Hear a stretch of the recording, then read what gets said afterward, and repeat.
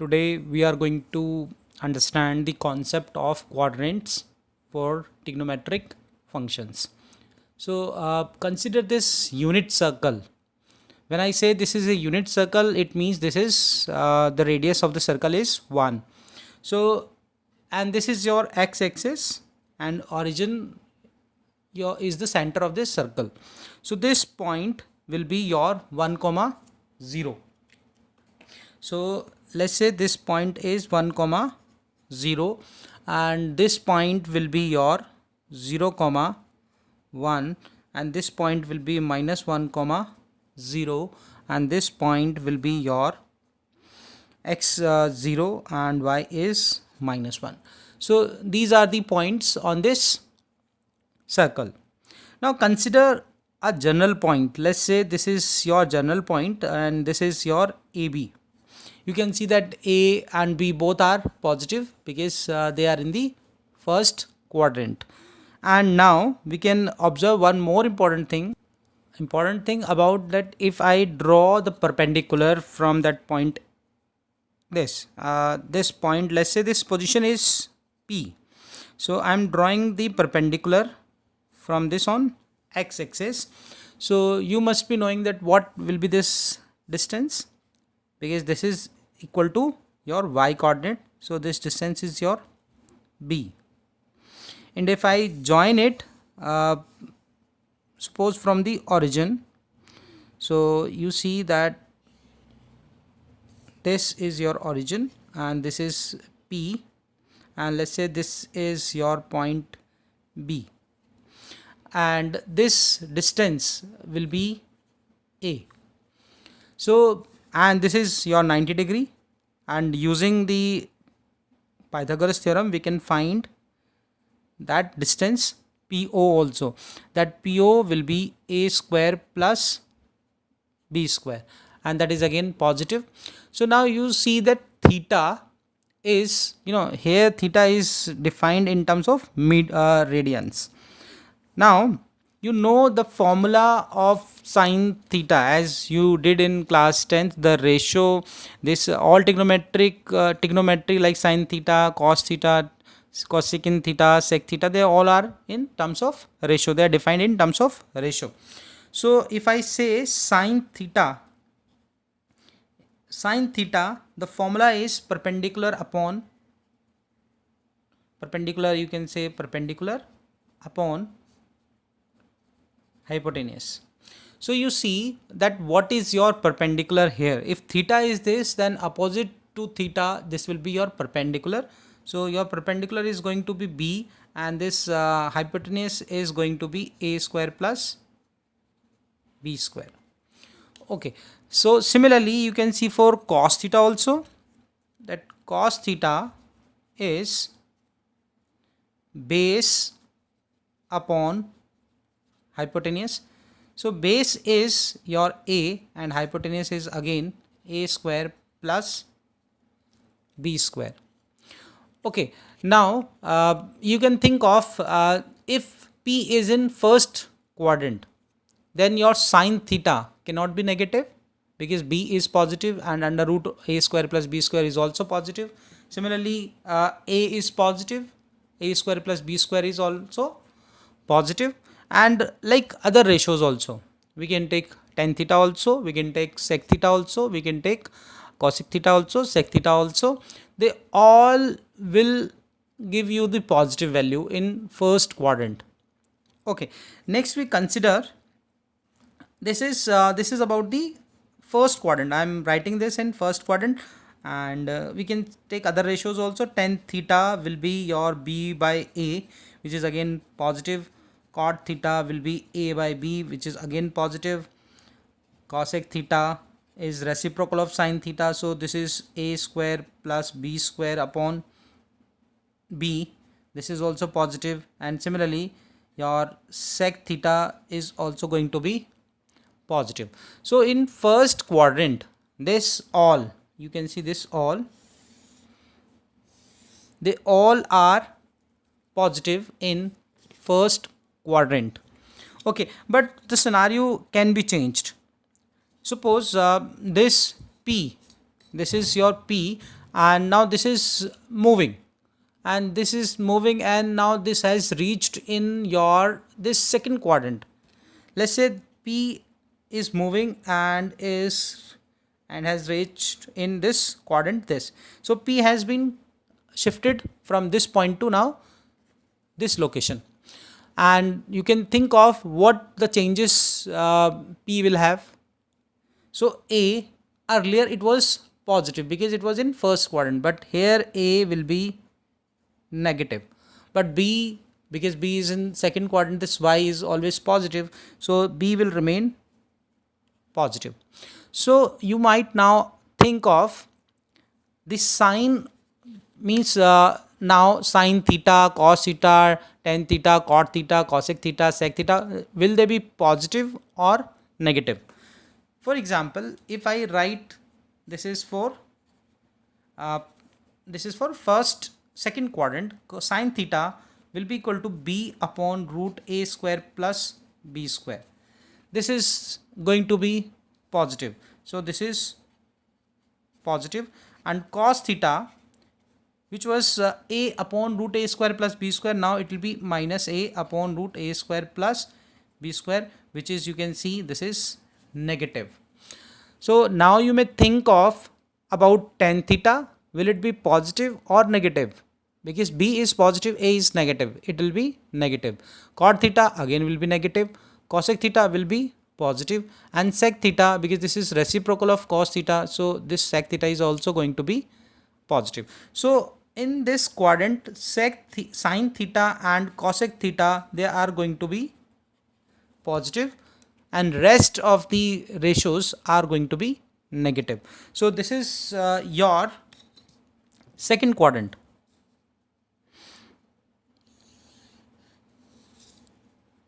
I'm using different colors so that you will not get confused. So this is your second, this is your first quadrant, this is your second quadrant. Now some of you think of about the third quadrant. What will happen in third quadrant? So if this, and you see, if P has come here, so P, you can take it like this, and this will be like this, and this theta will also be changing. Okay, so now this P again moving in this direction, and this direction is called anti-clockwise direction, and P has now reached here. In this quadrant, you see your A will be negative and your B will also be negative because Y is in below the origin. Now we'll see in this quadrant what happens. Sine theta, sine theta is your b upon root a square plus b square. So sine theta, if you put the value b as negative and a, and these are the squares, so it remain positive, so your answer is going to be negative. And similarly cos theta, which is a upon root a square plus b square, is also going to be negative, so this is also negative. And which will be positive?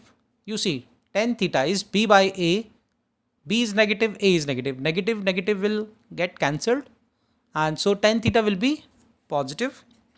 So tan theta will be positive. Similarly your cot theta will be positive, and rest, only these two are positive, rest will be all 6. There are 6 trigonometric ratios: sine, cos, tan, cosec, sec and cot.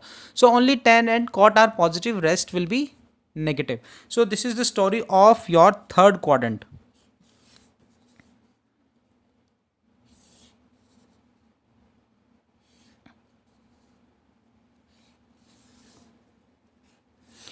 Okay, let's move to, this is third quadrant, let's move to fourth quadrant. In fourth quadrant, what happens? Your P will shift and it will come here. P, let's say now this time P, A, because A is X is always positive in fourth quadrant, so A will be positive but B will be negative. So what will happen in the sign of all trigonometric ratios? You see, sine theta Sin theta is b upon root a square plus b square. So b, now b is negative, so it's going to be negative. Now cos theta, you see cos theta is a upon a square plus b square, so it's going to be positive. Similarly sec theta, which is reciprocal of cos, so it's also going to be positive. And next is rest of other functions. You can say tan theta will be negative, you can say cot theta will be negative, because they are using b by a. If out of one, b or a is negative, then complete answer will be negative. And your cosec theta will also be negative. So till now we have seen that in first quadrant all ratios are positive, and in second quadrant only sine and cosec are positive, rest are negative. In third quadrant only tan theta and cot theta are positive, rest are negative. In fourth quadrant cos theta and sec theta are positive, rest are negative. So how we can remember this? So I can use some acronym to remember all these. So we have this acronym, we can make it all. A for all, student take coffee. A means all, S means student, T means take, and C means coffee. So with the help of this acronym you can remember that which trigonometric ratio will be positive or negative in according to quadrant. So A means all trigonometric ratios are positive, S means sine and its reciprocal which is cosec is positive, rest are negative. In this third quadrant only tan and cot are positive, rest are negative. In this fourth quadrant C, which is C, is for cos theta and sin sec theta will be positive and rest will be negative. Now consider this unit circle again. You can see that this 1, 0 I have marked this point as A, this B 0, 1 I have marked this as B, this point minus 1, 0 I have marked at C, and this 0, minus 1 I have marked at D. So now we are going to understand what happens when this P shift to B. So I am saying that P is shifting to B. So what is going to happen? So your A, value of A will be 0, and your B will be, this B if shifted to B, then it will become 1. So now what happens at that, and in this case you can see your theta, which is the most important thing. What will be your theta? How much angle it will take? You can see this angle is 90 degree. So if P reaches to B, then theta will be 90 degree. You can say 90 degree, or you can say pi by 2 radian. So we have to understand what happens, or what are the value of trigonometric ratios at this angle 90 degree or pi by 2. So I am taking sine theta. You remember sine theta was b upon root a square plus b square. So put value b equal to 1 and put value of a equal to 0. So this is going to be 1. I put b equal to 1 and a equal to 0. So this sine theta is going to be 1, or you can say sine 90 degree is going to be 1, because theta is pi by 2. And cos theta, you can see cos theta is going to be a upon this root a square plus b square. So this is going to be minus 1, this is going to be this is 0 upon this is 0 plus 1, so it's going to be 0. Or you can say that cos 90 degree or cos pi by 2 is 0.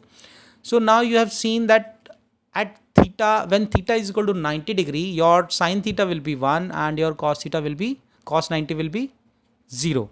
And accordingly you can get the value of other trigonometric ratios. For example, cosec theta, which is reciprocal of sine theta, or you see this is 1 upon sine theta, so its value is going to be 1 again, and sec theta is 1 upon cos theta, so its value 1 upon 0, which is not defined, and tan theta, sine theta upon cos theta, so sine theta is 1 upon 0, so it means it is again not defined. Cot theta, this is cos theta upon sine theta, so its value is going to be 0. So at 90 degree you have seen that how the values of sine, cos, cosec, sec, cot, they behaves. Now this is about when p tends to b. Now we can take the another case in which p tends to, now this time p tends to c. So what are the changes you observe? Your a will be -1, your b will be 0, and theta is going to be 180, because this is shifted at this point, so theta will be 180 degree, or you can say pi radian. Now you can check what will be the value of sine, what will be the value of cos. So we again can simplify sine, you can say theta is 180 degree, you can write sine 180 degree, so this is going to be b upon root a square plus b square. B is 0 and this is 0 plus 1, it will be 1, so answer is 0. So cos sine 180 is going to be 0, and see what happens with cos 180 degree. Cos 180 degree will be a upon root a square plus b square, so it's going to be, a is your -1, so this is going to be -1, because root 0 square plus -1 square is 1, -1 square is 1, so answer is going to be -1. So on the basis of sine and cos you can find all the trigonometric ratios. I'm just finding few for you. Tan theta is your b by a, so b is 0, a is -1, so its answer is going to be 0. So it means tan 180 degree will be 0. Now this is for when I have done p tends to c. We can now discuss also for when p tends to d.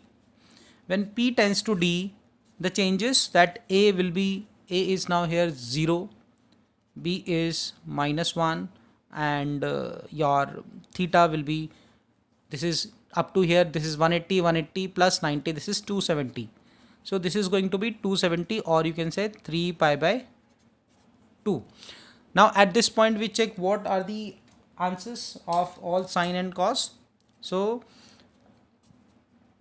sine theta, or you can say sine 270, is going to be b upon root a square plus b square. So value of b is -1, and this is also going to be 0 plus 1, so answer is -1. And similarly cos theta is also be like a upon root a square plus b square, so your value of a is 0, so 0 upon anything is 0, so you are seeing that cos theta has become 0. Now rest we again move to one more. We will move to, now we'll move to when p tends to a. We'll see what happens. When p tends to a, this a will be your 1 and b is going to be 0, and your theta, you can see when it is completing the round, this becomes 360 degree, or you can say 2 pi. So what happens at this position, you see, and you remember we are going anti-clockwise direction, so we all are discussing according to anti-clockwise direction. So now sine theta is, you know, this is b upon a square plus b square, so b is 0, so this is going to be 0, and cos theta, which is a upon root a square plus b square, this is going to be 1, so this is going to be positive. and on the basis of sine theta and cos theta, theta here it means 360 degree. So I can say this also as sine 360 degree is equal to 0. So this is how your trigonometric ratios behaves when they reach to point A, B, C, D. And here are many important observations as well. What are the observations? So observations we can discuss this way. So observation number 1, that sine theta, when theta equal to, you see what happens when this P reaches to B. What was the value of sine theta? Sine theta was 1. Sine theta was 1, and when theta was 180, theta was 90. But the most important observation is what happens to sine theta. Sine theta becomes 0. You have to see again where it will be 0. Sine theta is b upon root a square plus b square. I am writing the ratio. This is b upon root a square plus b square. So it's important to see sine theta will be 0 whenever b is 0. And b is 0 where b is 0. You see, first time b was 0 at point C. At that point theta was 180 degree. Next time when b became 0 was A, when theta was 360 degree. And if I again move like this, if I keep rotating like this, then angle will also increase. If I say, if I'm moving one round, I've completed, I have reached to this P again. So this angle will be 360 plus theta. And this angle, if I reach again, I come to B. So 360 plus 90. If I again, after taking one round, I reach to C. So it means this is 360 plus 180. If I reach to D, it means one round I have completed. So it means 360 plus 270. And I again reach second time I reach to A. So it means I have completed my 2 rounds. So the angle, this will be, say, 360 plus 360 means 270 in second round. So you have to see, when whatever number of rounds you take, your B will always be 0 at C and your at A. So we can generalize this very important result, that sine theta is equal to 0 when theta is equal to in the form of n pi, where n belongs to integer. Integer means this is pi. In first round I'm talking about, this is pi. This goes here, then 2 pi, then 3 pi, then 4 pi, then 5 pi, then 6 pi, then 7 pi, 8 pi, 9 pi, like this. So whenever this angle reaches at C and A, your sine theta will always be 0. So this is the very important observation. Observation number 2, about cos theta. Cos theta is going to be 0, and cos is, cos is your a upon root a square plus b square. This is your cos theta. So you know that cos theta will be 0. Will be 0 whenever a is 0. So you observe when your a is 0. First time it was at B. So at B, that time the theta was pi by 2. Next time it was at D, because A is 0. So this time your angle is 3 pi by 2.